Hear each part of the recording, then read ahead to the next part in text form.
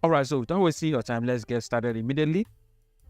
So I'm going to open up my action panel and locate exactly where the action I want to use is. So my actions will be found in retouch action PGA.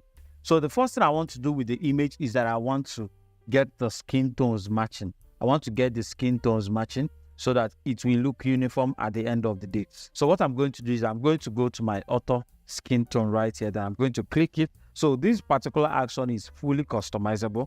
The reason it's customizable is because images differ from color to color. So you might want to not use exactly the setting I've already done, but want to use your own. That's why it's customizable. So all you need to do is to click on this gradient map right here and open up the first one at your highlight side, just like this, and click on the brightest part of your image. So for this image, I'm going to click the forehead, then copy the brightness, Ctrl+C to copy, then come and paste it in your location right here.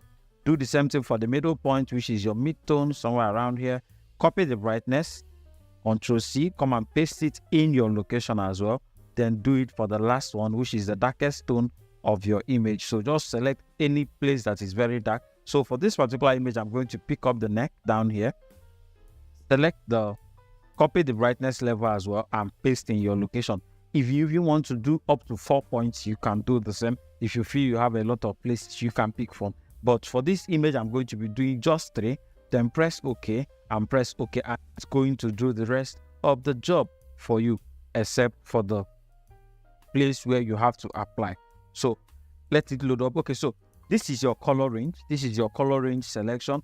The reason we set it like this is so that you can have a preview of the selection before you apply your mask. So if you see that the selection is not exactly what you wanted, probably selecting a little bit of the too much of the places you do not want, all you can do is just come down to your layer 1 here, pick up your quick selection tool and adjust the selection. So for this case, I'm going to remove it from the hair just like this. So I'm minusing it from the hair just like that. Then if you feel like you do not want it on the lips, you can do the same thing.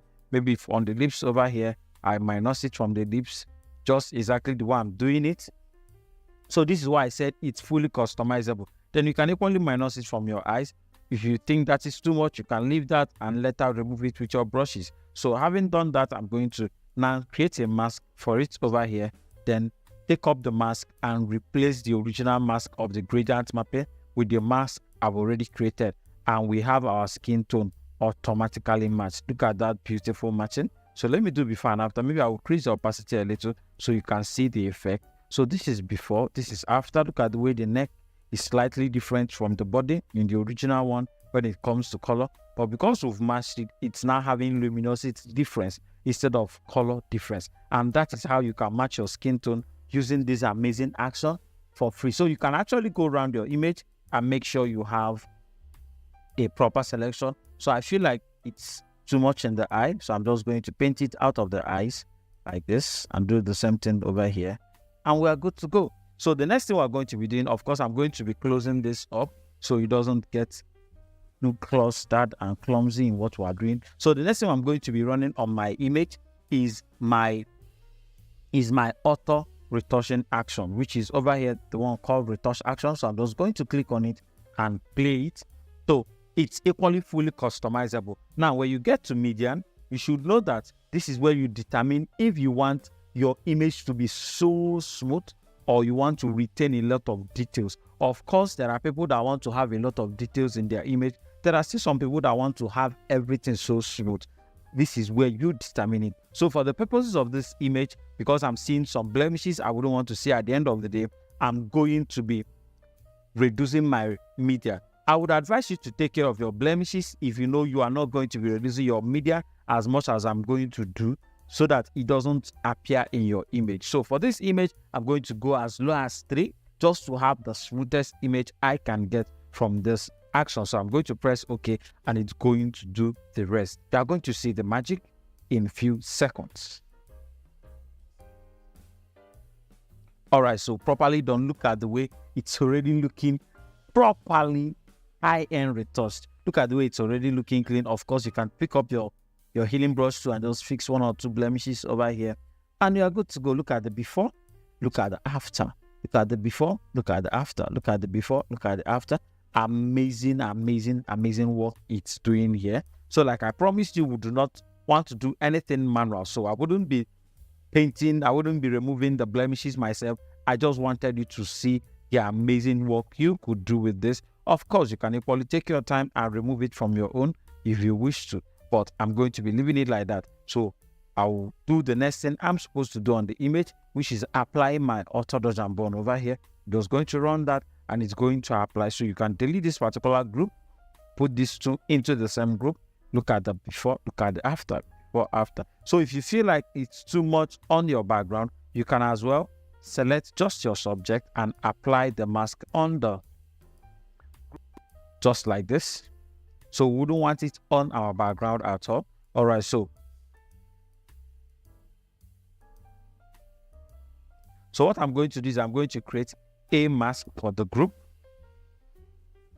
and paint it into my skin just like that.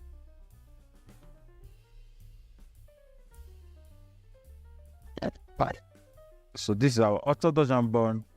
Okay, so of course this is too much. We're going to reduce the opacity way down. Yeah, just to add it that, to give it that contrast punch. Nice one. Just way down like that. Beautiful. Okay, so we have our auto dodge and burn properly applied. Nice, nice, nice. So I'm going to flatten this in. And the next thing I want to do is to increase the details of my image. So I'm going to go to sharpen and apply it. Hang on, we might need to purge our Photoshop a little in a minute. Okay, so we got that purged already. So we'll go back to our sharpen and apply it again.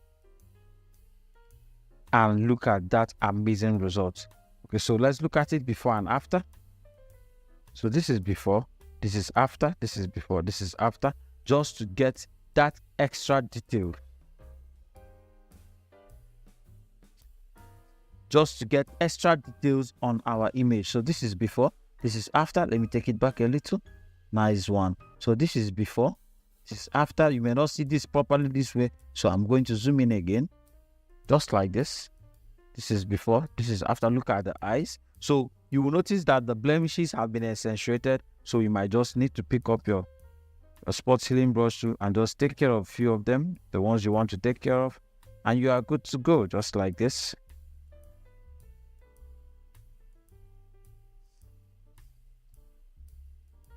Just like this. Nice one. So just take your time. This is not a blemish removal tutorial, so I wouldn't be wasting so much time doing this. Just take your time and make sure you have your image properly cleaned up. Like I said before you apply the action, I would advise you take care of your blemish in the image, your blemishes in the image, so that you have a seamless flow of work. Okay, so I'm going to stop over there. Now I think I've removed the major ones I need to take care of. Nice. Okay, so we have this over here. All right, so cancel. All right, so having applied both our auto dodge and burn, our retouching, and our auto skin tone matching, the next thing I think we should do on the image is to give it a proper skin tone color, and that is where our color lookup table comes in. So load up our color lookup, look for it. Okay, so we have our color lookup table somewhere around the corner.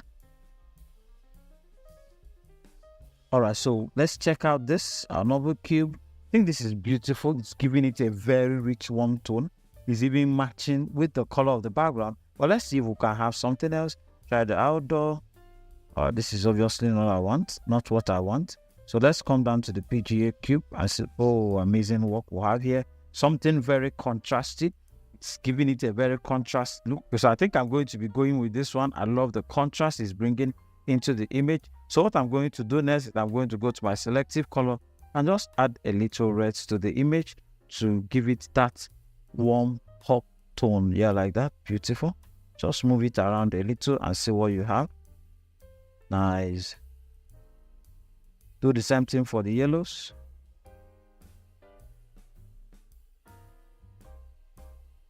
Just a little pop of red to separate it from the background, and you are good to go.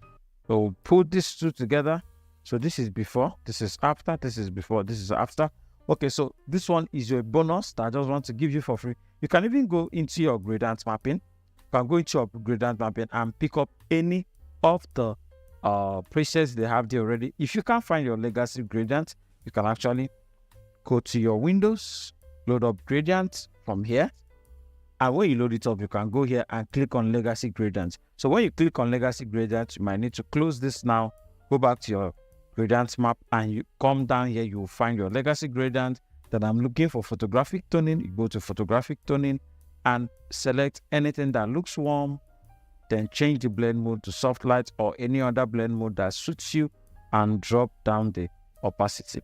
And you have an amazing color grading right there. Thank you for watching this amazing video. Remember, to purchase this app, all you need to do is just go to our store and you will find it. If you already have the app, maybe, yes, just go to the link in the video description below and you will be able to access the actions for any of your workflow. Thank you for watching this amazing video. Do make sure you subscribe to our YouTube channel, and please do ring the bell to get notified every single time we drop a new video. See you.